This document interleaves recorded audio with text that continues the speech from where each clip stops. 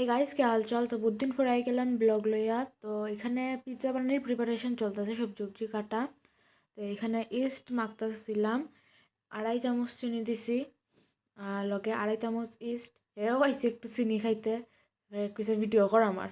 চিনি খাইছে, 2.5 চামচ ইস্ট দিছি, দেওয়া পরিমাণ মতো জল দিছি, জল দিয়া গুলাই লাইছি। ইস্ট যে গুলছি এটার মধ্যে কোনো লাম্স থাকতে পারতো না, নাহলে ডো ভালোভাবে রেডি হতো না। তারপরে ভাই এখানে একটা পেস্ট রেডি করতেছিল সব সবজি উবজিটা মিলাইয়া।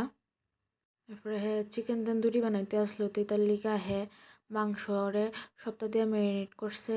কিতা কিতা ইনগ্রিডিয়েন্টস দেওয়া হয়েছিল আমার খেয়াল নাই, আমি স্ক্রিনে মেনশন করে দিমু, তোমরা দেখা নিও। মাংস মাখতে মাখতে কত যে গাইল খাইছে হ্যাঁ দিদিভাইয়ের দিকে। দিদিভাইয়ের কইছিল সপ্তাহ মশলা দেওয়ার পরে মাংস মাখতো, হ্যাঁ আদা মশলা দেওয়ার পরে মাংস মাখা শুরু করছে, এবার গাইল খাই।